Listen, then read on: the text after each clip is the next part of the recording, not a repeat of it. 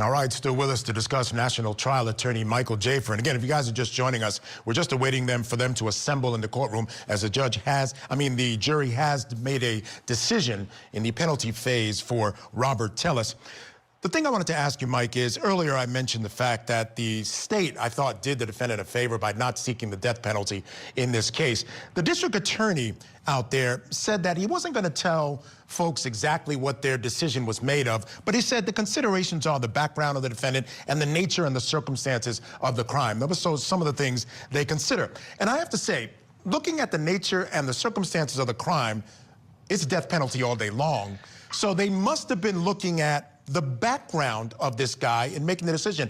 So I want to get your thoughts on why you think they didn't choose the death penalty in this case.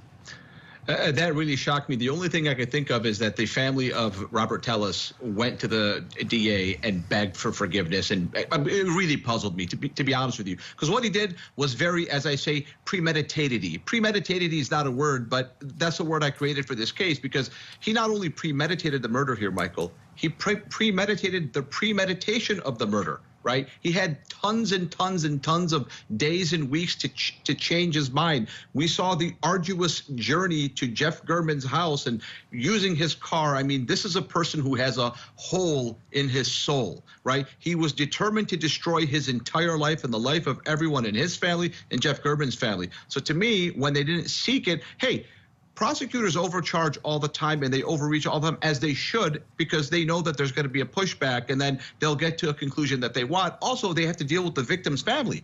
So I don't know how they were able to explain to Jeff German's family that they're not even going to ask or seek the death penalty. That right there shocks me and puzzles me. The only explanation I can come up with is that the family of Robert Tellis, because think about it, he had no friends in there, and he's still blaming them for framing him. So he's not only trying to beat them, he's insulting them.